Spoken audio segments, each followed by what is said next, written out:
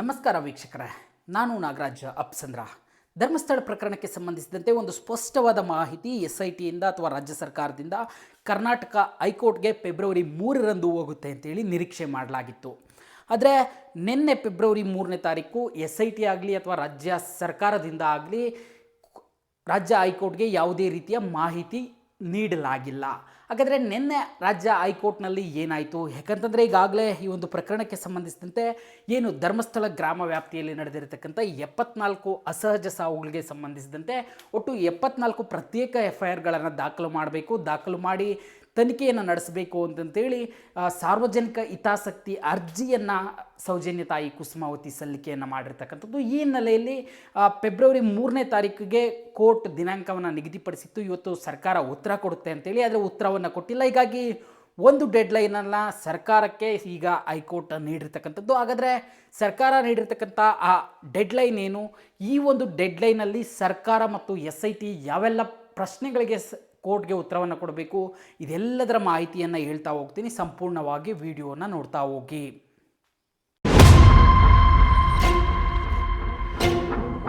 ವೀಕ್ಷಕರೇ, ಧರ್ಮಸ್ಥಳ ಪ್ರಕರಣವನ್ನು ನಾವು ಅಂದುಕೊಂಡಷ್ಟು ಸುಲಭಕ್ಕೆ ಬಿಡಿಸುವಂಥ ಪ್ರಕರಣ ಅಲ್ಲ ಅನ್ನೋದು ಈಗಾಗಲೇ ಅದರಲ್ಲಿ ಆಗ್ತಾ ಇರ್ತಕ್ಕಂಥ ಬೆಳವಣಿಗೆಗಳಿಂದ ಎಲ್ರಿಗೂ ಗೊತ್ತಾಗ್ತಾ ಇರ್ತಕ್ಕಂಥದ್ದು. ಯಾಕಂತಂದರೆ ಅಲ್ಲಿ ಆಗುವ ಪ್ರತಿಯೊಂದು ಬೆಳವಣಿಗೆಯು ಒಂದಿಲ್ಲ ಒಂದು ಅನುಮಾನವನ್ನಾದರೂ ಹುಟ್ಟಾಕುತ್ತೆ ಅಥವಾ ಒಂದಿಲ್ಲ ಒಂದು ಕುತೂಹಲವನ್ನಾದರೂ ಹುಟ್ಟಾಕುತ್ತೆ. ಜೊತೆಗೆ ಅಷ್ಟೇ ಪ್ರಮಾಣದ ವಿವಾದಗಳು ಈ ಒಂದು ಪ್ರಕರಣದ ಸುತ್ತ ಹುಟ್ಟುಕೊಳ್ತಾ. ಒಂದು ಕಡೆ ಮೊನ್ನೆ ವಿಧಾನಸಭೆಯಲ್ಲಿ ಶಾಸಕ ಸುರೇಶ್ ಕುಮಾರ್ ಅವರು ಈ ಒಂದು ಪ್ರಕರಣದ ತನಿಖಾಧಿಕಾರಿಗಳೇ ಹಿಂದೆ ಸರಿದಿದ್ದಾರೆ, ಅನುಚೇತ್ ಮತ್ತು ಸೌಮ್ಯಲತಾ ಅನ್ನೋ ಒಂದು ಸುಳ್ಳು ಮಾಹಿತಿಯನ್ನು ಸದನಕ್ಕೆ ನೀಡಿದರು. ಈ ರೀತಿಯಾಗಿ ಪ್ರತಿ ಹೆಜ್ಜೆಗೂ ತನಿಖೆ ಅಥವಾ ದಿನಗಳು ಕಳೆದಂತೆ ಈ ಒಂದು ಪ್ರಕರಣದಲ್ಲಿ ಸಾಕಷ್ಟು ಆರೋಪ ಪ್ರತ್ಯಾರೋಪಗಳು ಕೇಳಿ ಬರ್ತಾನೆ ಇದ್ದಾವೆ.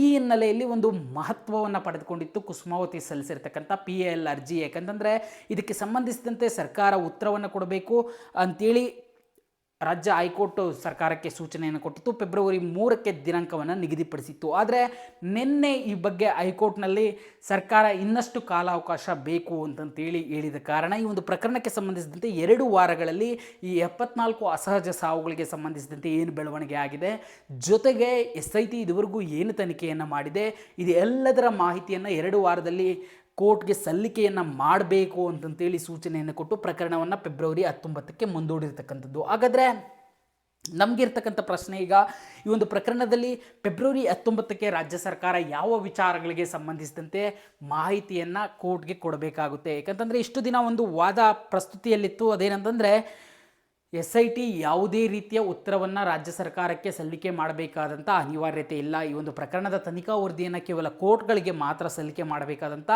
ವಸ್ತುಸ್ಥಿತಿ ಇರತಕ್ಕಂಥದ್ದು ಅಥವಾ ನಿಯಮಗಳು ಆ ರೀತಿ ಇರತಕ್ಕಂಥದ್ದು ಅನ್ನೋ ವಿಚಾರವನ್ನು ನಾವು ಚರ್ಚೆಯನ್ನು ಮಾಡ್ತಾಯಿದ್ವಿ. ಆದರೆ ಈಗ ಯಾವಾಗ ಸಾರ್ವಜನಿಕ ಹಿತಾಸಕ್ತಿ ಅರ್ಜಿ ವಿಚಾರಣೆ ಹೈಕೋರ್ಟ್ನಲ್ಲಿ ನಡೀತಾ ಇದೆ, ಹೈಕೋರ್ಟ್ನಲ್ಲಿ ಇರಬೇಕಾದ್ರೆ ಹೈಕೋರ್ಟ್ನಿಂದ ಸರ್ಕಾರಕ್ಕೆ ಮಾಹಿತಿಯನ್ನು ಕೇಳಿರ್ತಕ್ಕಂಥದ್ದು. ಸರ್ಕಾರ ಅಂದರೆ ಇಲ್ಲಿ SIT ಆಗುತ್ತೆ. SIT ಸರ್ಕಾರಕ್ಕೆ ಮಾಹಿತಿಯನ್ನು ಕೊಟ್ಟು ಸರ್ಕಾರ ಆ ಮುಖಾಂತರ ತನ್ನ SPP ಅಥವಾ ಏನು ಕೋರ್ಟ್ಗೆ ಅಂತೇಳಿ ರಾಜ್ಯ ಹೈಕೋರ್ಟ್ಗೆ ನೇಮಕವಾಗಿರ್ತಾರೆ ವಕೀಲರು, ಅವರ ಮುಖಾಂತರ ಕೋರ್ಟ್ಗೆ ಮಾಹಿತಿಯನ್ನು ಹಾಕುವಂಥದ್ದು. ಇಲ್ಲಿ ಪ್ರಮುಖವಾಗಿ ಸರ್ಕಾರ ವರದಿಯನ್ನು ಸಲ್ಲಿಸುವಂಥ ಸಂದರ್ಭದಲ್ಲಿ ಯಾವೆಲ್ಲ ವಿಚಾರಗಳಿಗೆ ಸಂಬಂಧಿಸಿದಂತೆ ಮಾಹಿತಿಯನ್ನು ನೀಡಬೇಕಾಗುತ್ತೆ ಅಂತೇಳಿ ನಾವು ಗಮನಿಸೋದಾದರೆ, ಮೊದಲನೇದಾಗಿ ಈ ಒಂದು ಪ್ರಕರಣದಲ್ಲಿ ಇದುವರೆಗೂ ಏನೆಲ್ಲ ತನಿಖೆ ಆಗಿದೆ.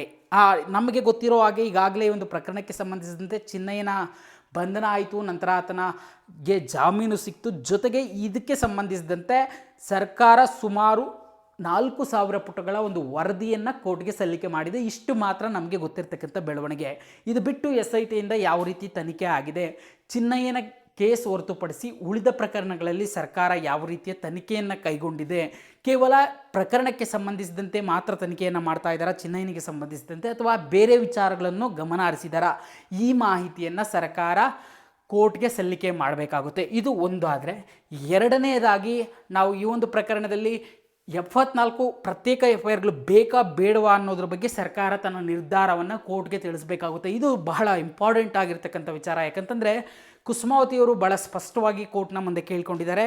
ಇಲ್ಲಿ ಸುಮಾರು 74 ಅಸಹಜ ಸಾವುಗಳಾಗಿದ್ದಾವೆ. ಇವೆಲ್ಲವನ್ನು ಒಂದೇ FIRನಲ್ಲಿ ಕ್ರೋಢೀಕರಿಸಿ ಯಾವ ರೀತಿ ತನಿಖೆ ಮಾಡಲಿಕ್ಕೆ ಸಾಧ್ಯ, ಯಾವ ರೀತಿ ನ್ಯಾಯವನ್ನು ಒದಗಿಸಲಿಕ್ಕೆ ಸಾಧ್ಯ, ಹೀಗಾಗಿ ಪ್ರತಿ ಅಸಹಜ ಸಾವಿಗೂ ಅಲ್ಲಿರ್ತಕ್ಕಂಥ ಪ್ರತಿ ಅನುಮಾನಕ್ಕೂ ಉತ್ತರವನ್ನು ನಾವು ಕಂಡುಕೊಳ್ಬೇಕಾದ್ರೆ ಇದಕ್ಕೆ ಪ್ರತ್ಯೇಕವಾದಂಥ FIRಗಳನ್ನು ದಾಖಲಿಸಬೇಕು. ಆ FIRನ ಅಡಿಯಲ್ಲೇ ತನಿಖೆ ಸಾಗಬೇಕು ಅನ್ನೋ ಒಂದು ಮನವಿಯನ್ನು ಕುಸುಮಾವತಿ ಕೋರ್ಟ್ಗೆ ಸಲ್ಲಿಕೆಯನ್ನು ಮಾಡಿರ್ತಕ್ಕಂಥದ್ದು. ಹೀಗಾಗಿ ಕೋರ್ಟ್ ಇದಕ್ಕೆ ಸರ್ಕಾರದ ಉತ್ತರವನ್ನು ಬಯಸಿರ್ತಕ್ಕಂಥದ್ದು. ಸರ್ಕಾರ ಇಲ್ಲಿ ಪ್ರಮುಖವಾಗಿ ಇಲ್ಲ, ಈ ಒಂದು ಪ್ರಕರಣಕ್ಕೆ ಸಂಬಂಧಿಸಿದಂತೆ ಏನು ಧರ್ಮಸ್ಥಳ ಠಾಣೆಯಲ್ಲಿ ದಾಖಲಾಗಿದೆ ಅದೇ ಪ್ರಕರಣದ ಅಡಿಯಲ್ಲಿ ತನಿಖೆಯನ್ನು ನಾವು ಕೈಗೊಳ್ತೀವಿ ಅಂತ ಹೇಳೋದಾದರೆ ಅದಕ್ಕೆ ಸಮಜಾಯಿಷಿಯನ್ನು ಕೊಡಬೇಕಾಗುತ್ತೆ. ಯಾವ ರೀತಿ ಈ ಒಂದು ಪ್ರಕರಣದಲ್ಲಿ ಎಲ್ಲ ಪ್ರಕರಣಗಳನ್ನು ತಂದು ನ್ಯಾಯಾಲಯಕ್ಕೆ ಚಾರ್ಜ್ ಶೀಟ್ ಹಾಕೋದಕ್ಕಾಗುತ್ತಾ ಅಥವಾ ಬಿ ರಿಪೋರ್ಟ್ ಸಲ್ಲಿಕೆ ಮಾಡೋದಕ್ಕಾಗುತ್ತಾ, ಈ ಎಲ್ಲದರ ಬಗ್ಗೆನೂ ಕೋರ್ಟ್ಗೆ ಕೂಲಂಕುಷವಾಗಿ ಮಾಹಿತಿಯನ್ನು ಕೊಡಬೇಕಾಗುತ್ತೆ.